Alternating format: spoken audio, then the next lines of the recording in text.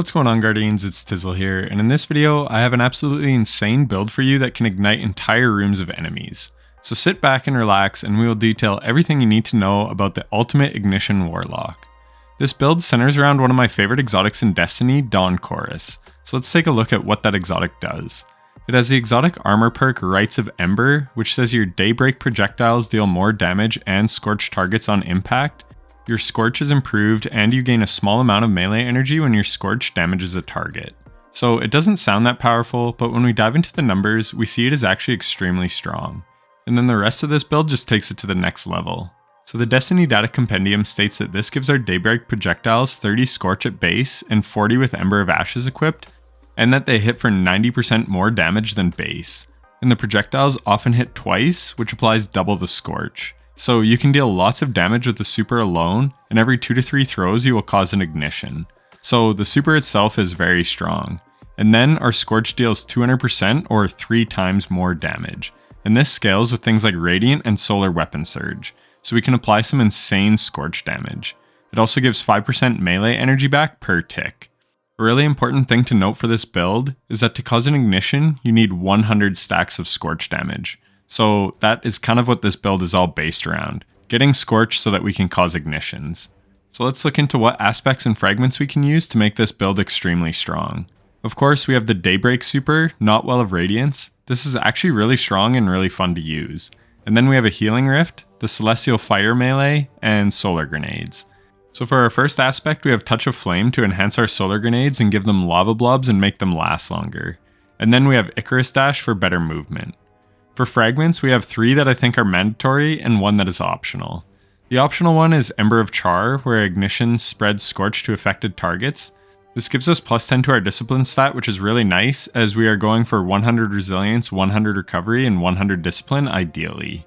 It also spreads Scorch, and that is the main focus of this build, to spread Scorch and ignite targets. So in my opinion, it pairs perfectly with this build. But if you feel you have enough Scorch and Ignitions already, you could sub this out for something else. Many different options would work here. The most important fragment of all of them is Ember of Ashes, where you apply more Scorch to targets. This build is all about applying Scorch, and once you reach 100 stacks, you get an ignition. So this fragment makes our gameplay loop much more forgiving. So you definitely need this, as it just flat out applies 50% more Scorch from any Scorch source. The next one is Ember of Searing. Defeating Scorched targets grants melee energy and creates a fire sprite.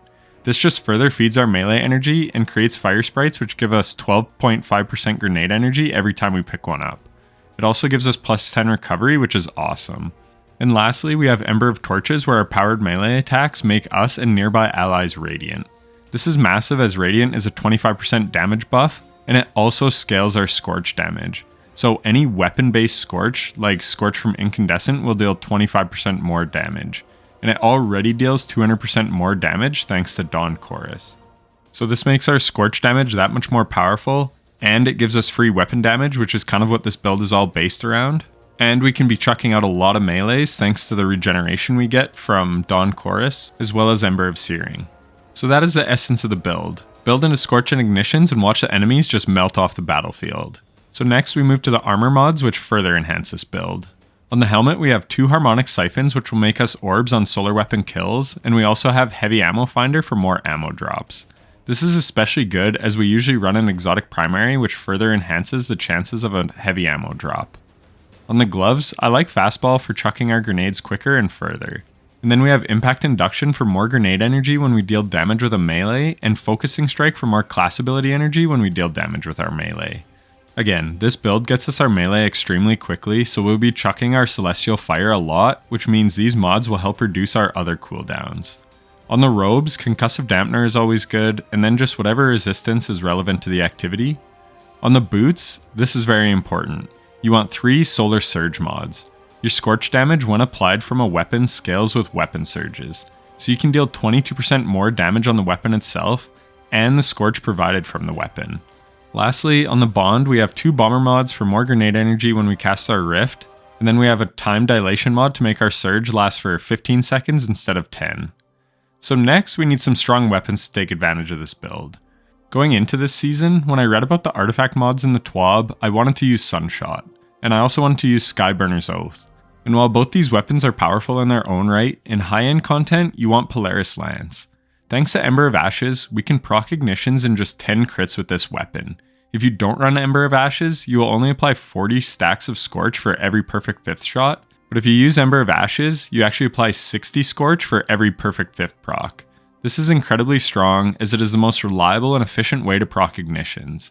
It's absolutely crazy how powerful it is. And in lower end content, some other weapons that apply Scorch are Prometheus Lens and Tommy's Matchbook, and like I said, Sunshot feels great, but it only spreads Scorch from killing enemies and not from dealing damage, so it is more like Incandescent.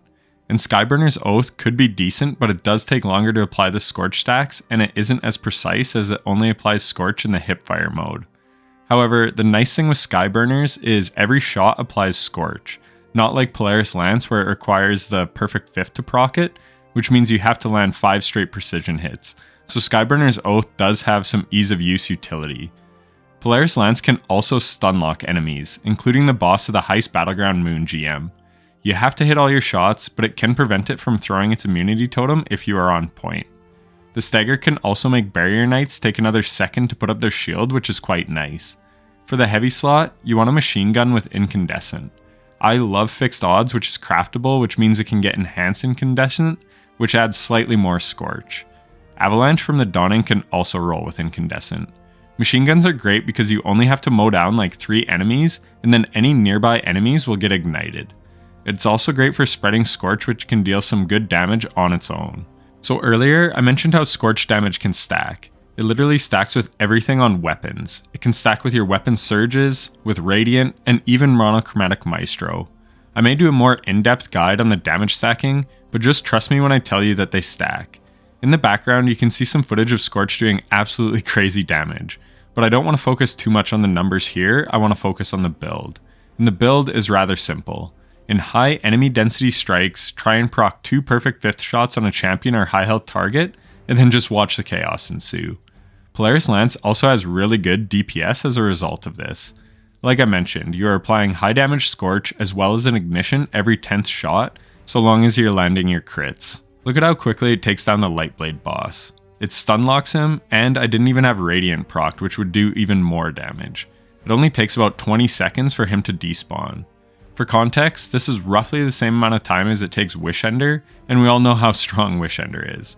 That being said, Polaris Lance has the benefit of proccing ignitions, so when you do get an ignition to proc, then Polaris Lance has the benefit of greater ad clear than Wishender. But you do have to build around this, where Wishender is just OP all on its own.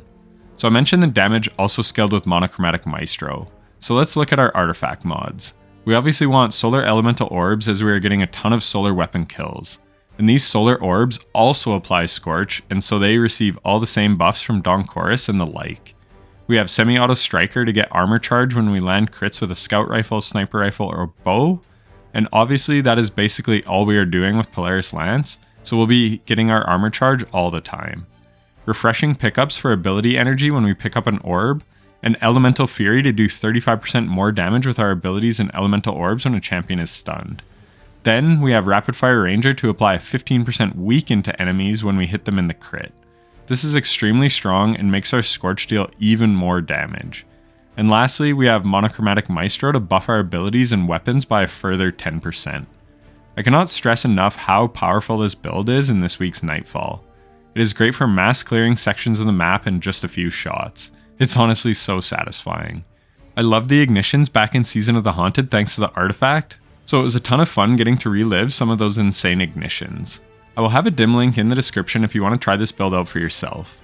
Again, in low end content where enemies die easily, you won't really see the benefit of this build, but in high end content with lots of ads, this build absolutely wrecks. Anyways, that is pretty much going to do it. Like I said, I may make a separate video showing all the damage stacking for those who are curious, so if you don't want to miss that, then make sure you're subscribed and hit the bell so you can see whenever it is up. And if you enjoyed this video, then leaving a like would be greatly appreciated. I love builds like this that you don't see very often, but that are super powerful in the right scenarios. I've been playing around with a ton of other underrated builds this season, and I can't wait to share more of them with you. Anyways, if you're still watching, then I appreciate the hell out of you. Have fun exploding enemies to your heart's content, and take care.